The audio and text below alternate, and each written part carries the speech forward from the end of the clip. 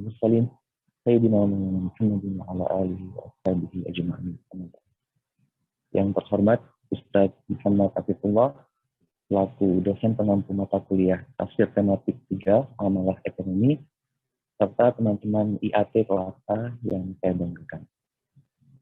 Pertama-tama marilah kita panjatkan puji dan puji syukur kita kehadirat Allah Subhanahu wa taala karena atas limpahan rahmat dan karunia-Nya kita dapat berkumpul pada pagi hari ini dalam keadaan sehat walafiat. Salawat serta salam tak lupa kita senantiasa curahkan keharibaan junjungan kita Nabi besar Muhammad SAW yang telah membimbing kita dari kegelapan duniawi menuju jalan yang terang benderang, yakni agama Islam. Pada pagi hari ini kami dari kelompok 2 akan mempresentasikan satu topik yang cukup menarik, yakni mengenai manusia khalifah Allah untuk memakmurkan bumi. Untuk mempersingkat waktu, langsung saja pada presentator pertama, yakni Akromenisa Mahmududi Putri untuk menyampaikan paparan. Kepada yang bertugas, kami persilakan.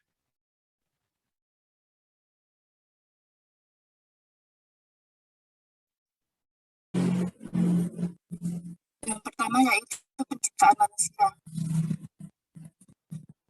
Terdapat sejumlah rumusan yang berbeda-beda menyangkut penciptaan manusia di Al-Quran. Ada ayat yang menyatakan bahwa manusia diciptakan dari tanah liat, tembikar, saripati tanah, saripati air yang indah, air yang tertumpah, dan air yang terpancar. Bila diamati lebih dalam, dapat disimpulkan bahwa manusia berasal dari dua jenis, dari benda padat dan cair. Benda padat berbentuk tanah atau lembah, tanah yang sudah mengandung air atau tin, tanah liat atau lembah, dan tembikar atau sosok. Suaranya kurang jelas, Mbak Nisa. Suara tentang proses penciptaan manusia melalui tahap tahapan jauh ditekan dalam Quran surat ayat 3-11. Dalam ayat tersebut, jelas terlihat bagaimana proses penciptaan manusia dimulai dari tahap sulalah, kemudian nutfah, lalu terjadi konsepsi dan masuk ke dalam rahim. Kemudian berkembang membentuk alaqah, kemudian berproses menjadi mudghah, izoman, kemudian tulang belulang itu dibungkus dengan daging. Setelah terbentuk manusia yang utuh, kemudian Allah Subhanahu wa taala meniupkan kepadanya ruhnya, kemudian jadilah ia makhluk yang unik. Disebut demikian karena manusia memiliki substansi psikis yang berasal dari substansi Tuhan yang sama sekali tidak dimiliki makhluk-makhluk lain. Kemudian selanjutnya mengenai penciptaan jin. Jin menurut bahasa memiliki asal kata ijtinan yang artinya tersembunyi. Jin juga berarti sesuatu yang tersembunyi dan halus atau tidak terlihat. Banyak sekali ayat Al-Quran yang redaksinya dapat dijadikan dalil untuk membuktikan adanya makhluk berwujud yang bernama jin. Makhluk itu tidak diciptakan Allah kecuali agar seluruh aktivitas mereka berakhir menjadi pengabdian kepadanya. Karena ayat Al-Quran menjelaskan unsur kejadian jin dan perbedaannya dengan unsur kejadian manusia. Di sisi lain, jin diciptakan dari api adalah asal atau bahan dasar penciptaannya. Bukan wujudnya saat ini. Sama halnya dengan Adam yang asal penciptaannya dari tanah. Dengan demikian, baik dalam Al-Quran maupun di dalam Sunnah Rasul telah menegaskan tentang materi asal penciptaan jin, yaitu api. Sekalipun Al-Quran dan As-Sunnah sesekali mengungkapkannya dengan nyala api dan pada kali ini dengan api yang sangat panas. Allah Subhanahu wa taala memberitahu kepada kita dalam firman-Nya bahwa jin diciptakan dari api, yaitu dalam Quran surah Al-Hijr ayat 27 yang artinya, dan kami telah menciptakan jin sebelum Adam dari api yang sangat panas. Adapun mengenai kapan jin diciptakan tidak ada nas baik dari Al-Quran maupun hadis yang mengisyaratkannya. Meskipun demikian, jelas bahwa jin memang diciptakan sebelum manusia, sebagaimana yang sudah tercantum dalam Quran surah Al-Hijr ayat 27 tersebut. Al-Baihaqi dalam kitab Syu'ab Al-Iman meriwayatkan dari Ibnu Mas'ud bahwasanya ia berkata, As-Samum yang merupakan api asal penciptaan jin adalah salah satu bagian dari 70 bagian api neraka jahanam. Pada dasarnya, berasal dari apapun makhluk diciptakan, tidak lain ialah hanya untuk menyembah Allah dan mengabdi kepadanya, sebagaimana firman Allah dalam Quran Surah Az-Zariyat ayat 56. Kemudian selanjutnya yaitu penciptaan malaikat. Istilah malaikat dalam Al-Quran banyak ditemukan dengan menggunakan istilah yang berbeda-beda. Al-Quran sering memakai istilah malak, malakan, malaikat, dan malakain. Penyebutan tersebut diulang sekitar 88 kali dalam ayat yang berbeda. Malaikat adalah makhluk gaib yang diciptakan Allah dari cahaya yang diberi bentuk oleh Allah dengan beraneka macam bentuk dan memiliki sayap. Dari masing-masing malaikat ada yang memiliki 2, 3, dan 4 hingga tak terhitung jumlahnya. Dan ia diciptakan sebagai utusan dan perantara Allah SWT kepada makhluknya. Pemahaman seperti ini dapat dilihat pada permulaan Quran Surah Al-Fatir ayat 1. Berbicara mengenai malaikat dalam Al-Quran tidak diterangkan secara jelas bagaimana proses penciptaan malaikat itu terjadi. Tetapi dalam hadis Nabi, diceritakan bahwa malaikat diciptakan dari cahaya. Hadis ini adalah hadis ahad yang diriwayatkan oleh Muslim dari Siti Aisyah radhiyallahu anha dari Rasulullah.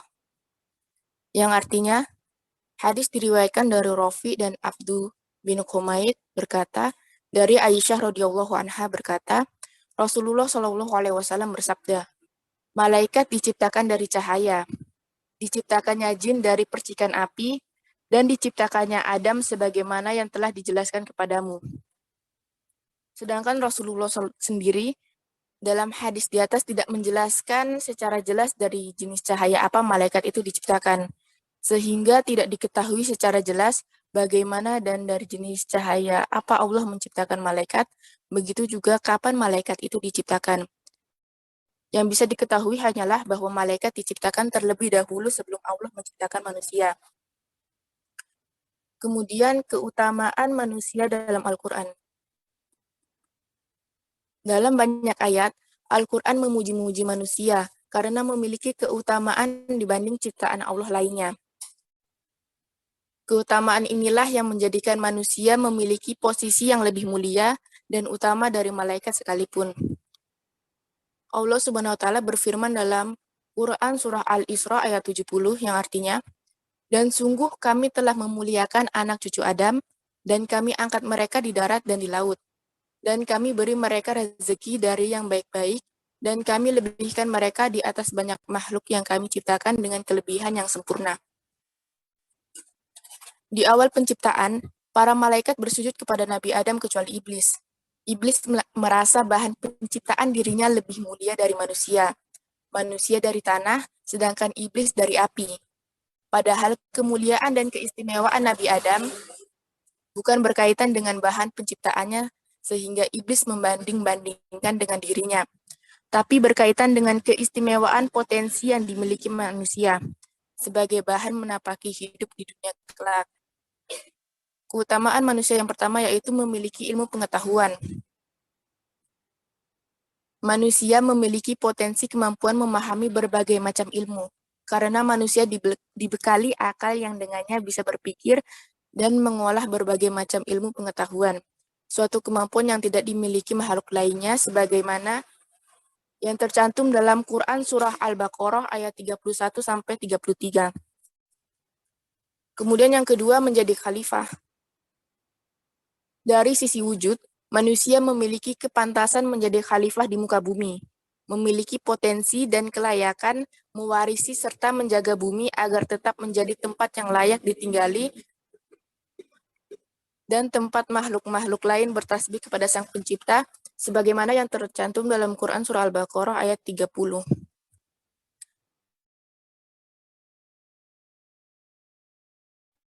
Kemudian yang ketiga, malaikat kedudukan tinggi manusia adalah Allah menyuruh para malaikatnya untuk bersujud kepada manusia. Sebagai bukti ketundukan dan ketaatan malaikat kepada perintah Allah. sebagaimana yang tercantum dalam Quran Surah Shad ayat 70-72. Kemudian selanjutnya, mampu mengungkap rahasia alam semesta, sebagaimana dalam Quran Surah An-Nahl ayat 14. Kemudian, memiliki akal sempurna untuk mengetahui baik dan buruk. Di antara keistimewaan penting manusia adalah pengetahuan baik dan buruk yang dipahami oleh akalnya. Karena pengetahuan akan kebaikan inilah yang akan menjadikan manusia sempurna menuju kepada kesucian. Namun sebaliknya, jika menentang akal dan memperturutkan hawa nafsu akan menjerumuskan dan menjadikannya makhluk yang hina, sebagaimana dalam Quran Surah Asy-Syam ayat 7-10. Dan yang terakhir adalah dibekali fitrah tauhid. Manusia dibekali fitrah untuk bertauhid kepada Allah sebagai penciptanya. Manusia memiliki kecenderungan kepada agama, mencari pencipta lalu tunduk untuk menyembahnya. Jika tidak, niscaya dalam hidupnya akan senantiasa gelisah. Sebagaimana yang tercantum dalam Quran Surah Ar-Rum ayat 30. Mungkin itu saja yang dapat saya sampaikan. Kurang dan lebihnya saya mohon maaf, saya kembalikan kepada moderator. Baik, terima kasih atas pemaparan yang telah diberikan. Pembahasan yang kedua akan disampaikan oleh presentator yang kedua, yakni Pulsa. Kepada yang bertugas, kami persilahkan. Baik, bismillahirrahmanirrahim. Selanjutnya, poin mengenai tugas manusia untuk memakmurkan bumi. Mohon maaf, apakah suara saya terdengar jelas? Ya. Terdengar, Mbak. Allah telah memilih manusia sebagai khalifahnya di bumi ini, yang dengan demikian berarti Allah telah memberikan kemuliaan kepada manusia untuk dapat menjalankan kehendak dan ketetapannya. Kekhalifahan merupakan tugas utama manusia. Begitu ia ditempatkan di bumi ini, sejalan dengan kekhalifahan tersebut, Allah memberikan tugas atau peran kepada manusia, yaitu sebagai pengelola dan pemakmur bumi ini. Sesuai dengan firman Allah SWT dalam Al-Quran Surat Al-Hud ayat 61 yang artinya, dan kepada Samud, kami itu saudara mereka Soleh. Soleh berkata, hai kaumku, sembahlah Allah, sekali-kali tidak ada bagimu Tuhan selain Dia. Dia telah menciptakan kamu dari bumi atau tanah dan menjadikan kamu pemakmurnya. Karena itu mohonlah ampunannya. Kemudian bertobatlah kepadanya, sesungguhnya Tuhanku amat dekat rahmatnya lagi memperkenankan doa hambanya. Sebagai contoh, kita dapat melihat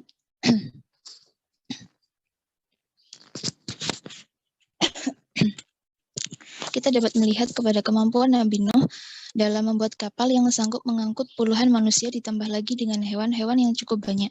Bila kita memahami sejarah Nabi Nuh yang hidup puluhan ribu tahun yang lalu, di mana menurut perkiraan kita belum ada kemajuan pengetahuan dan teknologi yang dapat mendukungnya melakukan hal itu. Namun, dalam sejarah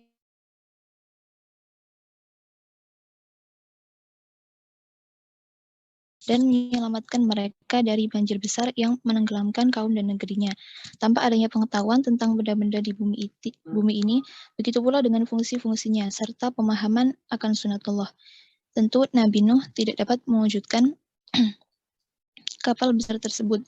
Kapal itu terwujud bukan dengan begitu saja, tetapi merupakan hasil rekayasa dari Nabi Nuh yang dibimbing Allah.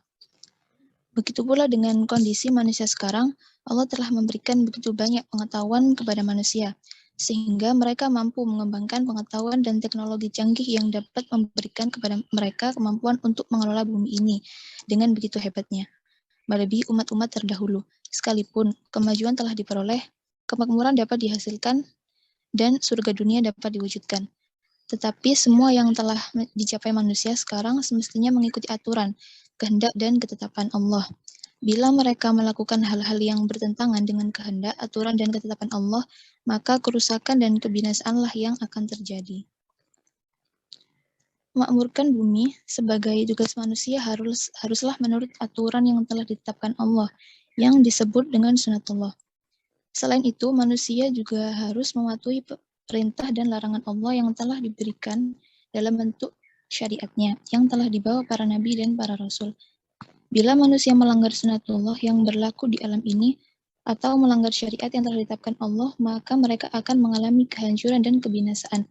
Hal inilah yang terjadi pada umat-umat terdahulu yang mana mereka telah sukses membangun kemajuan peradabannya sebagai perwujudan dan memakmurkan bumi. Namun, disebabkan kezaliman dan kemaksiatan yang mereka lakukan, akhirnya mereka dibinasakan dan peradabannya dihancurkan dengan azab yang diturunkan Allah. Banyak ayat yang menceritakan tentang kehancuran umat terdahulu.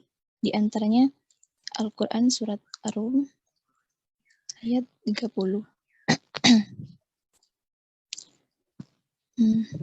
Mungkin sekian materi yang dapat saya sampaikan. Selanjutnya saya kembalikan kepada moderator. Baik, terima kasih atas pemaparan yang telah disampaikan. Selanjutnya, materi yang ketiga akan saya sampaikan.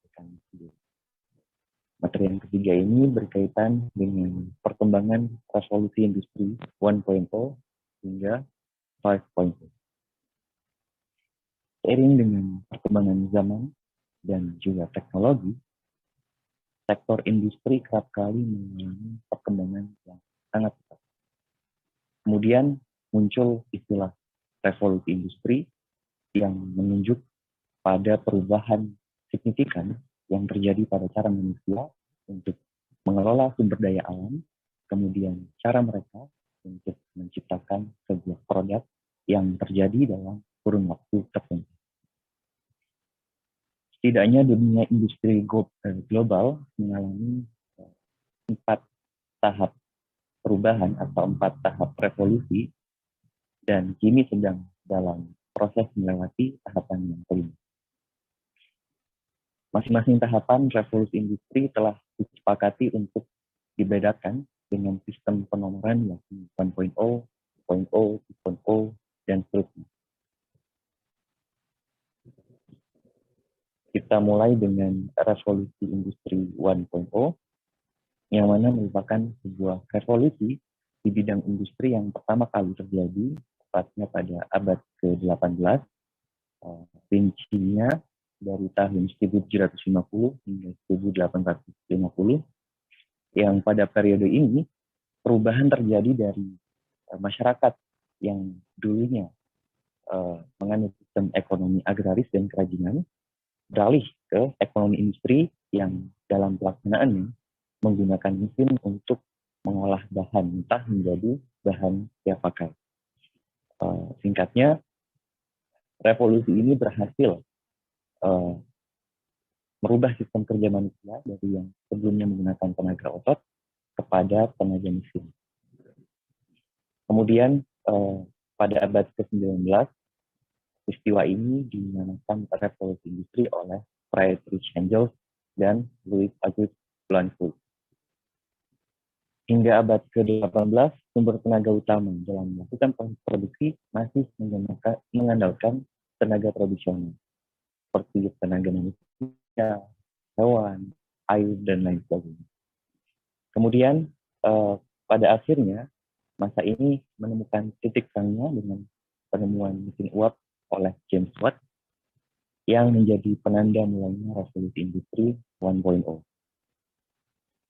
Dengan ditemukannya mesin uap yang dapat digunakan sebagai alat memproduksi barang, kemudian moda transportasi, dan alat bantu produksi pada sektor lainnya, produktivitas pada waktu ini meningkat sangat cepat. Lanjut kepada revolusi industri 2.0 atau yang dikenal dengan nama revolusi teknologi yang terjadi pada awal abad ke-20. Pada tahap ini, adanya penemuan tenaga listrik yang dinilai lebih efisien daripada tenaga uap, membuat banyak sektor industri berpindah haluan dari menggunakan mesin bertenaga uap ke mesin bertenaga listrik sebagai alat produksi utama. Kemudian tidak hanya itu, pada masa ini juga ditemukan sistem produksi baru yang dinamakan assembly line atau lini produksi yang pertama kali diterapkan pada sektor industri mobil dengan memanfaatkan conveyor belt atau ban berjalan pada tahun 1913. Assembly line ini merupakan sistem produksi yang berfokus pada otomatisasi pemindahan produk dari satu tempat ke tempat yang lain. Sehingga tenaga ahli yang tadinya harus merakit produk secara bergantian pada titik yang sama, nantinya hanya akan mengerjakan spesialisasinya masing-masing pada titik yang berbeda. Hal ini tentu meningkatkan produktivitas dengan cepat, kemudian sistem produksi ini bisa diterapkan kepada sektor industri yang lain.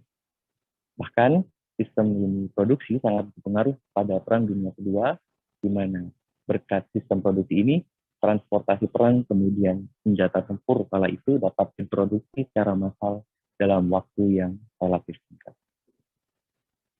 Lanjut kepada revolusi industri 3.0. Revolusi industri 3.0 dimulai pada paruh terakhir abad ke-20 sejak ditemukannya bakal komputer oleh Alan Turing pada 1943 yang diberi nama komputer Colossus. Komputer pertama ini pada mulanya digunakan untuk memecahkan kode rahasia yang digunakan oleh Nazi.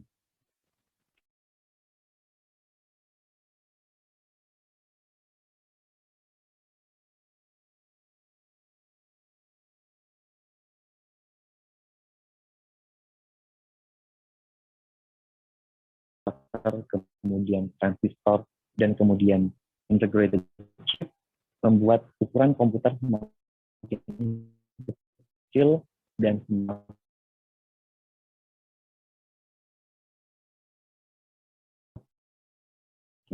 canggih seiring berjalannya waktu. Khususnya dengan muncul yang dapat menghitung dan memprediksi berbagai hal serta membuat keputusan sendiri, seperti ponsel genggam, kemudian komputer, dan lain sebagainya. Jika dulunya masyarakat membutuhkan seorang ahli untuk menjadi kemudian mengatur keuangan, hal ini kini dapat dilakukan dengan mudah melalui alat-alat tersebut. Setelah adanya penemuan alat-alat revolusioner ini, masa industri perlahan mengalami perubahan menjadi masa informasi. Selain itu, revolusi ketiga ini juga merupakan revolusi yang paling penting bagi sektor manufaktur, karena manufaktur membutuhkan tingkat tinggi dalam ketelitian juga ketepatan. Oleh karena itu, selain dalam rangka upaya pemanfaatan teknologi industri, kemudian pemanfaatan teknologi informasi, jadi produksi juga sudah dikomputerisasi untuk menghasilkan produk yang besar, otomatis, dan dalam waktu yang cepat.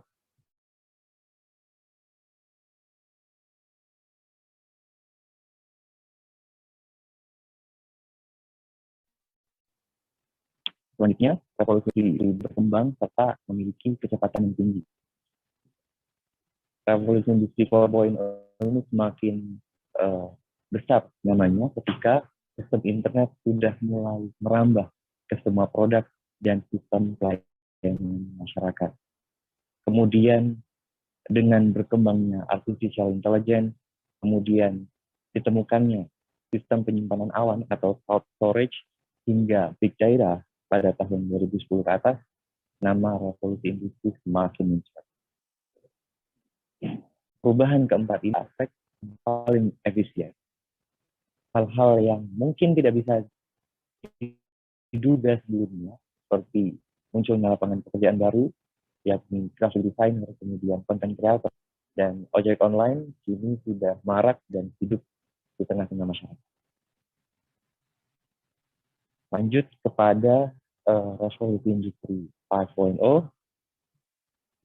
di mana revolusi industri 5.0 ini digaungkan oleh Kabinet Jepang sebagai Society 5.0 dalam rencana dasar sains dan teknologi kelima dengan visi untuk menciptakan masyarakat yang super cerdas atau yang biasa disebut dengan MSC.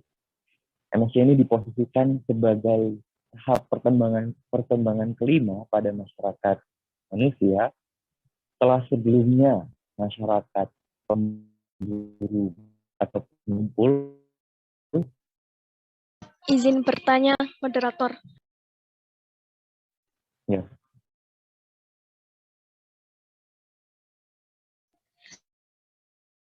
Terima kasih.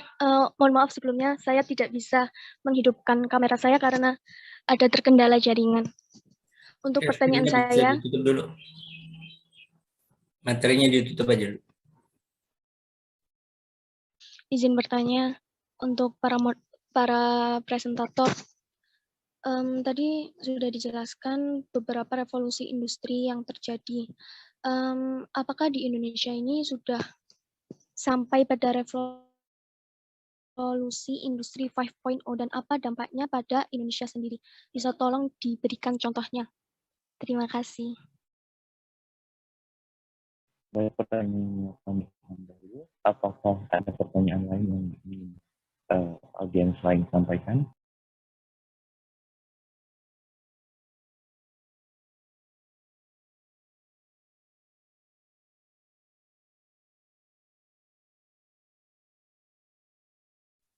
Izin bertanya. Baik, silakan.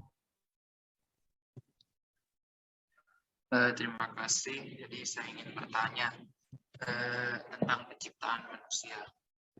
Allah Subhanahu wa taala kan berfirman di dalam surah At-Tin ayat 4. Laqad khalaqnal insana fi ahsani taqwim. Dan di dalam tafsir Al-Mukhtasar jelaskan bahwa sungguh kami telah menciptakan manusia dengan sebaik-baik ciptaan dan seindah-indah rupa. Nah, di dalam surah An-Nisa di awal juz 5 itu ada wa khuliqal insanu dha'ifa. Nah, dan sesungguhnya kami telah dan manusia itu diciptakan dengan lemah gitu. Nah, kemudian juga ada di surah Al-Ma'arij, innal insana khuliqa halu'a. Sesungguhnya manusia itu diciptakan suka mengeluh. Nah, bagaimana mengomparasikan kedua ayat yang berbeda makna ini dalam tafsir kira-kira? Baik, terima kasih atas pertanyaannya kami langsung terlebih. Apakah ada pertanyaan lain? Izin bertanya, moderator. Baik, silakan.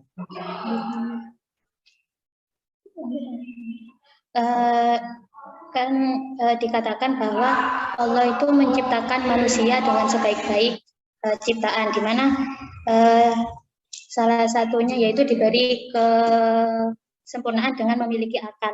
Nah, dengan akal itu kan manusia bisa mengembangkan pengetahuannya menjadi untuk menemukan suatu inovasi-inovasi baru, di mana untuk kesejahteraan manusia sendiri. Nah, di awal tahun 2002 kemarin ada ilmuwan Cina itu menemukan suatu inovasi yaitu menciptakan matahari buatan. Nah, di mana matahari buatan ini katanya 5 kali lebih panas dari matahari yang biasanya menyinari bumi kita. Nah, tujuan dari pembuatan matahari itu salah satunya sebagai ganti dari sumber daya alam yang tidak dapat diperbarui. Jadi untuk agar kita itu tidak bergantung pada sumber daya yang berasal dari fosil.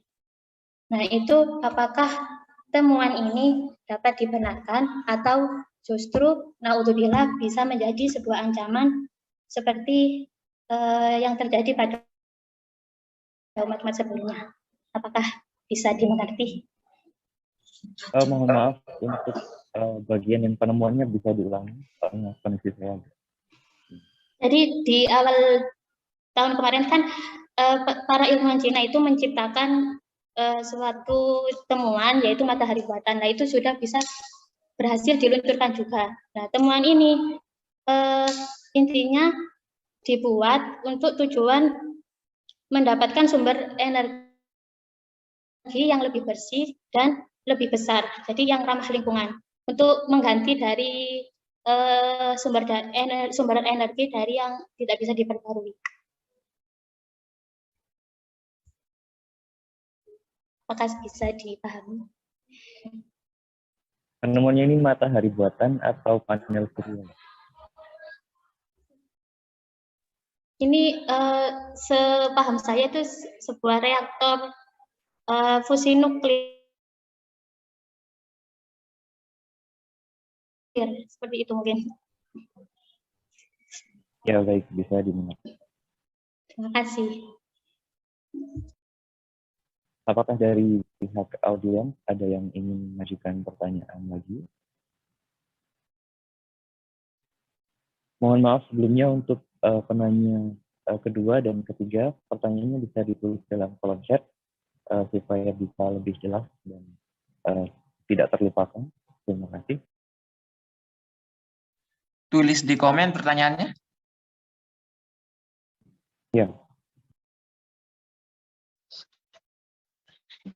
Izin menjawab pertanyaannya Yolan. Jadi untuk pertanyaannya Yolan yang tadi, bagaimana mengkomparasikan antara ayat yang menyatakan bahwa manusia diciptakan dengan sebaik-baiknya dengan ayat yang menyatakan bahwa manusia diciptakan dengan kelemahan. Jadi kelemahan di sini tuh sebagai ujian. Kalau misalnya manusia diciptakan tanpa kelemahan itu maka sama saja dengan menyerupai malaikat. Seperti misalnya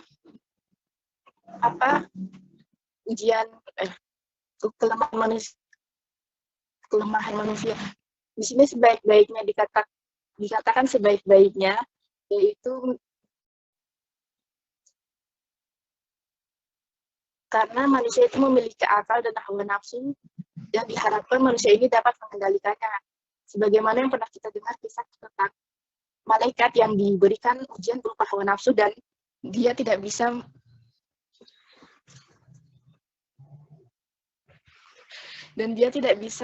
mengendalikannya. Jadi akan tetapi manusia itu mampu mengendalikan hawa nafsunya begitu. Seperti itu. Jadi kelemahannya di sini tuh dikomparasikan sebagai ujian dari Allah. Berarti kelemahan manusia dan sifat manusia yang suka mengeluh tersebut adalah merupakan kesempurnaan manusia, gitu.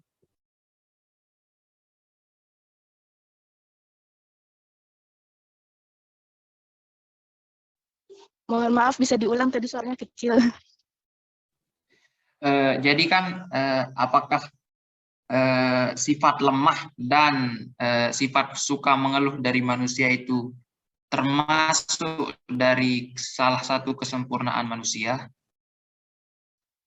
Jadi kelemahan berupa mengeluh itu kan sebagai ujiannya. Dan apa yang kita lakukan di dunia ini itu sudah tentu sesuai dengan kehendak Allah. Jadi Allah pasti tahu bahwa kita itu bisa menghadapinya. Seperti itu. Jadi itu juga termasuk salah satu kesempurnaan manusia. Mungkin seperti itu. Izin menambahkan. Boleh? Iya, Bang. Bismillah. Mungkin di ayat yang disebut Mas Yolan tadi, laqad khalaqnal insan fi ahsani taqwim, itu menjelaskan di dalam tafsir Ibnu Katsir, Allah Subhanahu wa taala menciptakan manusia dengan sebaik-baik bentuk zahir. Untuk tubuhnya muntasibal qamati, yang tegak postur tubuhnya, yang Allah juga menyempurnakan anggota badannya. Nah, di dalam Quran surah An-Nisa tadi, khuliqal insanu dha'ifa, itu lebih ke sisi batinnya, yang mana para ulama menafsirkan berbeda pandangan dalam menafsirkan ini. ada yang mengatakan yadhabu aqluhu indan nisa, yang mana manusia ini dikatakan dhaif karena sebagian akalnya itu hilang kalau sudah berhadapan dengan perempuan. Nah, seperti itu. Di sini dikatakan seperti itu. Ada juga yang mengatakan, nah, di dalam tafsir Al-Baghawi, beliau menukil dari At-Tusi, manusia dikatakan lemah karena layas baru fi amrin nisa, kalau kurang bisa bersabar dalam hal perempuan, dan juga yastamiluhu hawa huwa syahwatuhu, mana dia selalu condong kepada hawa nafsu dan syahwatnya. Seperti itu. Bagaimana Mas Elan? Syukran jazilan Ustaz. Baik, di sini saya izin untuk menjawab pertanyaan yang pertama tadi tentang apakah Indonesia sudah memasuki industri 4.0, bagaimana dampaknya terhadap kehidupan masyarakat. Kira-kira begitu ya, Mbak Alfi? Ya, menurut saya Indonesia sudah dari lama sudah masuk industri 4.0. Buktinya apa? Buktinya adalah saat seperti ini, corona, di mana untuk produktif kita tidak harus terpapar corona dulu. Kita cukup menggunakan koneksi internet, bertemu dalam pertemuan seperti ini untuk meningkatkan produktivitas kita. Kemudian dalam sektor lainnya seperti informasi, kita sudah menemui yang namanya televisi. Televisi juga termasuk dalam aplikasi aktual daripada ini cepat, bahkan dalam hitungan detik disampaikan kepada banyak orang. Kemudian dalam sektor lain, ini dalam hal berbelanja, kita sudah tidak lagi harus menuju ke satu tempat untuk membeli produk. Kita cukup menggunakan aplikasi-aplikasi khusus untuk memesan dan membayar berbagai produk yang kita inginkan. Kira-kira seperti itu. Apakah jawaban saya bisa diterima dengan baik, Mbak Alfi? Iya, sudah cukup jelas, presentator.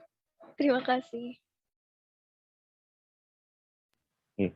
Untuk pertanyaan yang ketiga tadi tentang reaktor fusi nuklir, apakah itu bisa dimanfaatkan ataukah melampaui batas? Kira-kira begitu ya, Mbak Nora Atika?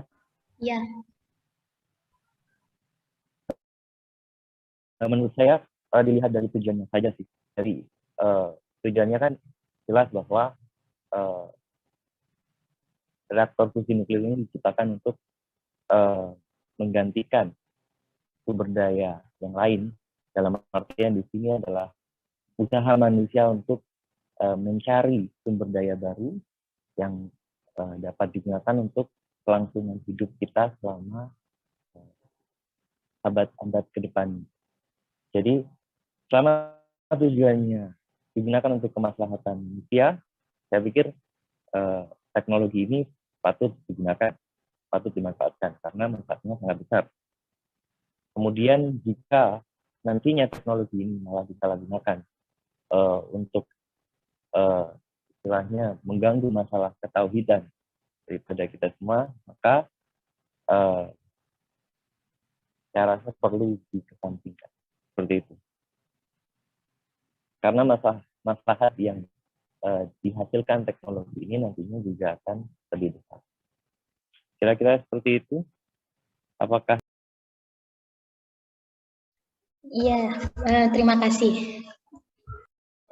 Bagi audiens yang lain, apakah ada pertanyaan yang ingin disampaikan lagi?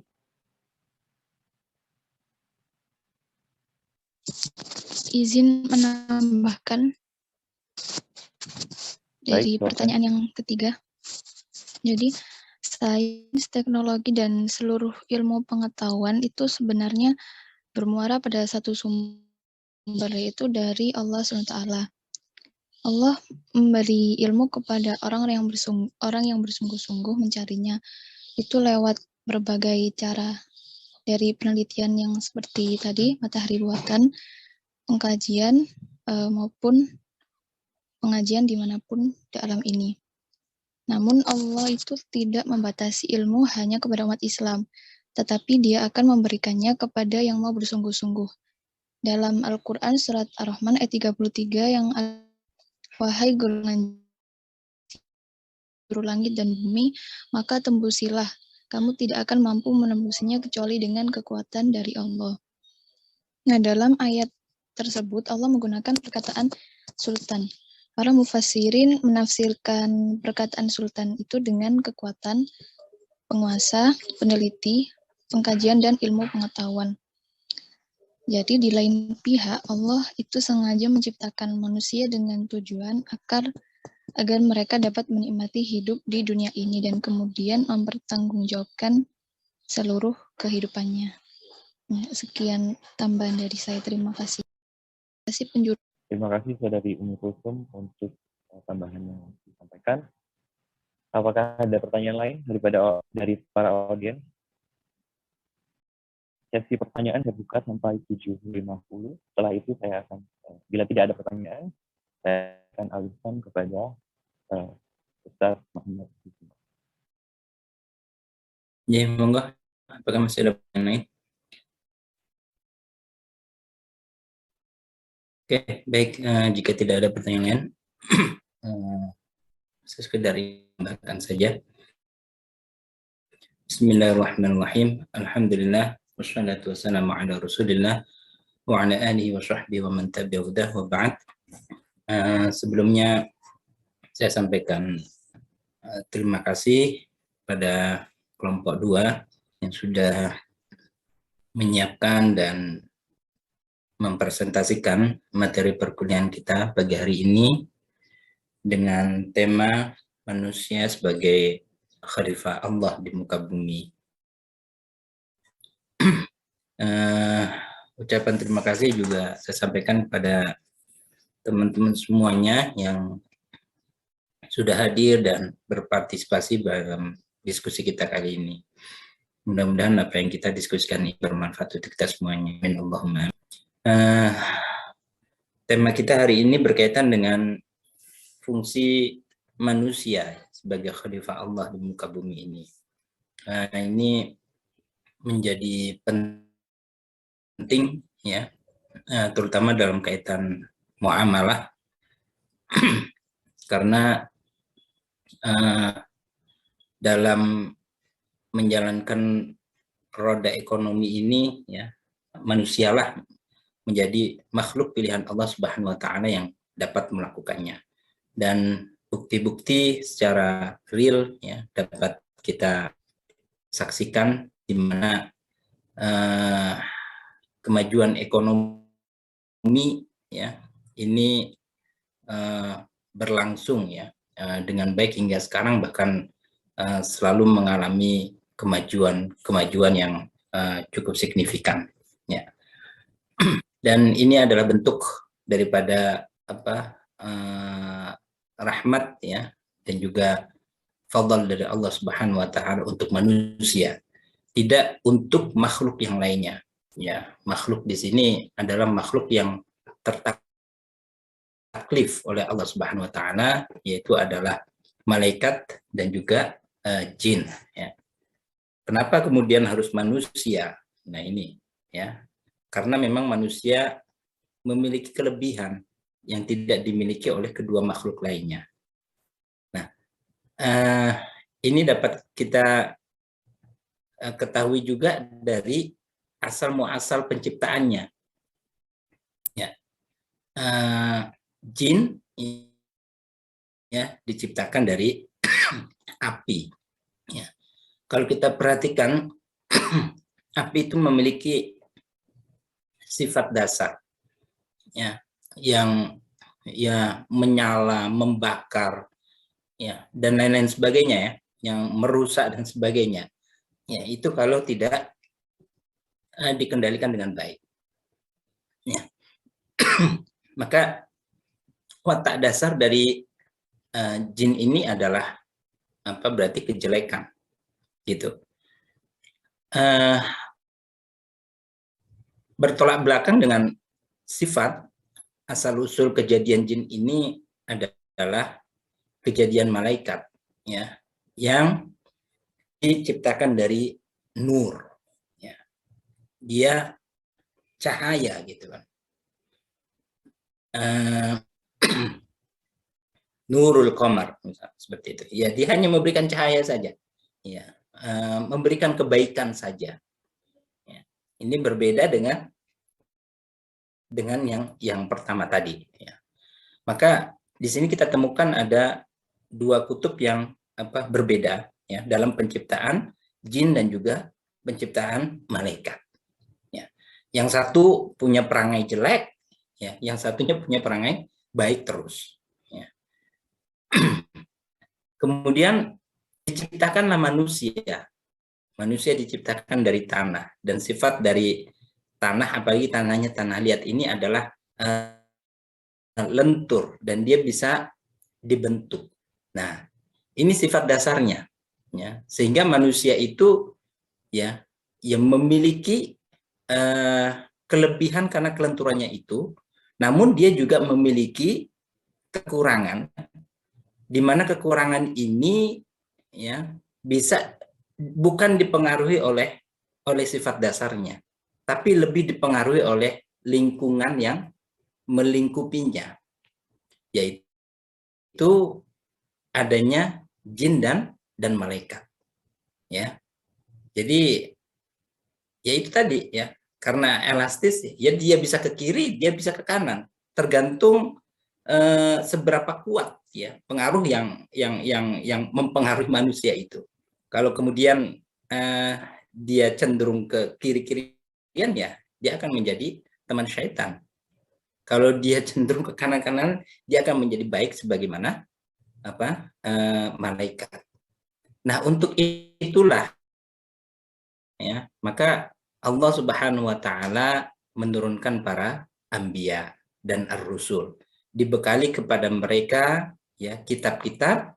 Dengan kitab itu, ya, dijadikan pedoman bagi manusia untuk selalu mengikuti kebaikan, ya, sebagaimana yang dititahkan oleh Allah Subhanahu wa taala, ya. Dan dalam diri manusia itu, ya, ini selain unsur jasadi, itu ada unsur ruhi. Nah, itu yang membedakan malaikat, ya, dengan jin. Itu ruhi, dia tidak ada madinya, tidak terlihat di sini. Makanya dia tidak cocok untuk hidup di dunia ini, gitu, yang sifatnya madiyah.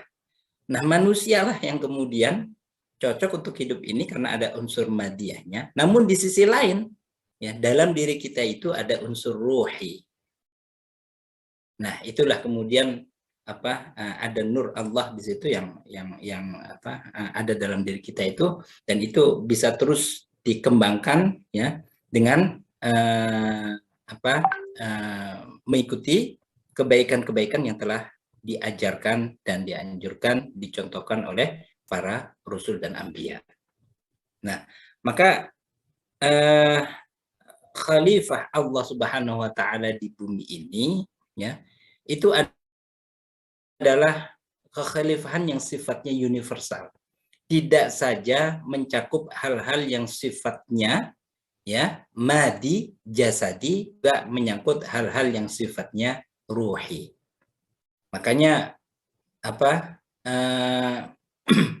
kalau hanya sekedar kuat badannya saja, tapi kering hatinya, maka dia itu belum pantas menjadi khalifah Allah yang sesungguhnya. Maka kedua-duanya itu harus ada. Bangunan yang begitu megah yang telah dibangun oleh manusia, ya, kecanggihan teknologi apapun yang dibangun oleh manusia, kalau itu tidak kemudian ada ruh, ya, imannya, maka itu tidak berpotensi nanti memakmurkan bumi, namun dia akan justru membinasakan atau memunahkan bumi ini. Ya, begitu banyak kita saksikan alat-alat canggih, ya, penghancur massal misalkan, ya, tenaga nuklir misalkan, atau alat-alat perang yang lainnya. Maka itu kalau tidak digunakan, ya, sebagaimana mestinya, ya, sesuai dengan perintah Allah, maka alih-alih dia akan justru memakmurkan bumi ini, tapi justru akan memunahkan bumi ini.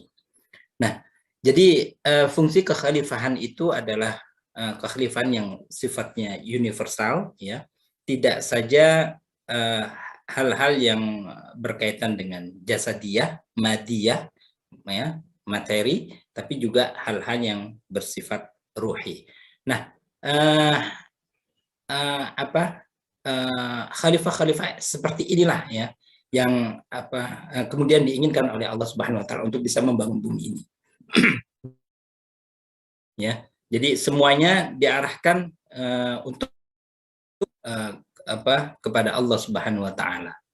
Wa ma khalaqtul jinna wal insa illa liya'budun. Tidaklah, kata Allah, aku menciptakan manusia kecuali dia untuk beribadah kepadaku. Segala sesuatu yang ada di bumi ini, ya, telah diciptakan untuk manusia. Dan ingat bahwa manusia hanya diciptakan untuk Allah Subhanahu wa taala. Jadi di sinilah fungsi kekhalifahan. Maka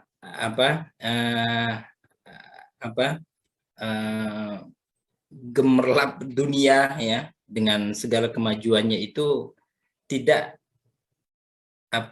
berarti apa-apa kalau kemudian itu tidak mendorong manusia untuk lebih dekat kepada Allah Subhanahu wa taala. Ya. Tadi yang berkaitan dengan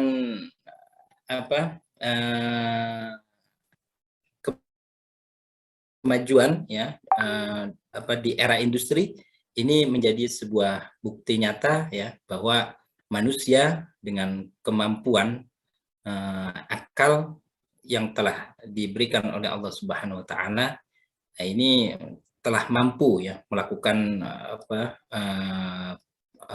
pengelolaan yang baik terhadap dunia ini. Namun tadi, ya, ada satu catatan, kita sebagai manusia ini memiliki kelenturan tadi, ya, dan itu ilmu yang diberikan Allah ini tidak akan memberikan maslahah jika kemudian tidak dibarengi dengan ketakwaan.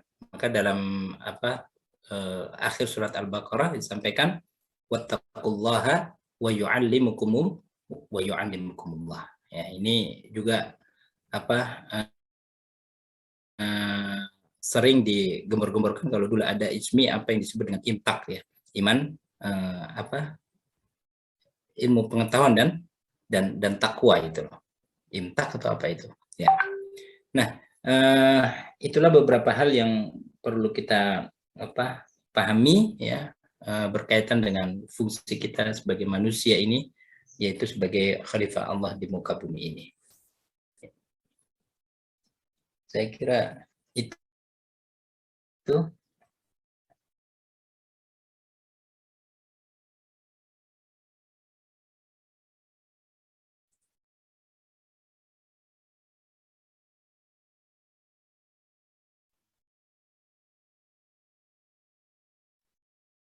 Ya. Ya. Hal yang menarik juga yang perlu kita pahami bahwa segala sesuatu yang melingkupi kita, ya, secara madi itu akan berpengaruh pada ruhiyah kita, gitu. Dan begitupun sebaliknya, ya, segala sesuatu yang sifatnya ruhi itu akan berpengaruh pada hal-hal yang sifatnya madi, jasadi kita. So, contoh misalkan dalam hal makanan, ya, kalau kita mengkonsumsi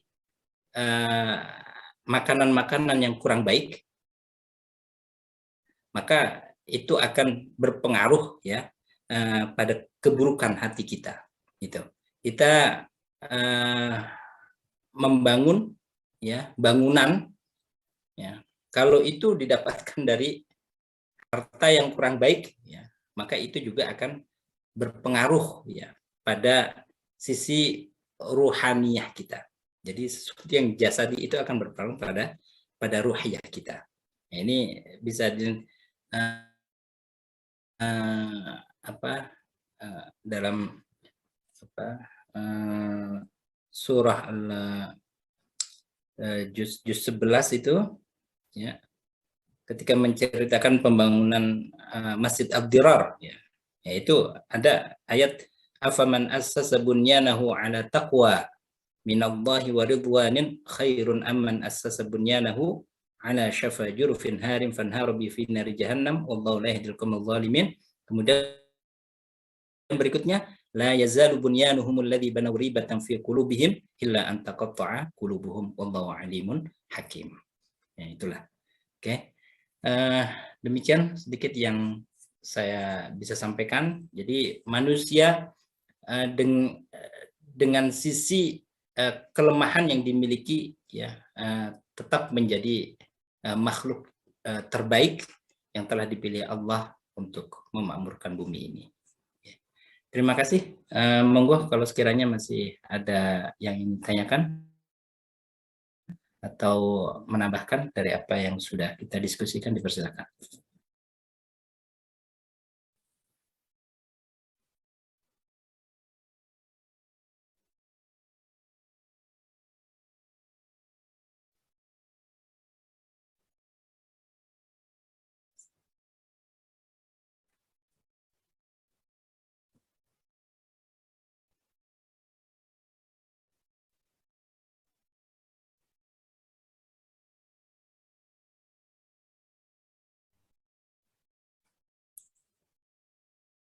Tidak ada?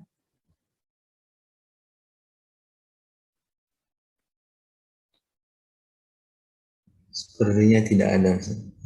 Oke, baik, kalau sudah tidak ada, saya kembalikan ke Mas Maulana tadi ya untuk menutup sesi pertemuan kita pagi ini. Terima kasih. Monggo Mas Maulana. Oke, Pak. Baik, untuk menutup sesi perkuliahan kita pada pagi hari ini, marilah kita mengucapkan hamdalah serta doa kafaratul. Terima kasih pada para untuk menghadiri diskusi pada pagi hari ini. Diskusi ini akan saya tutup. Saya memohon maaf apabila ada kesalahan. Apabila itu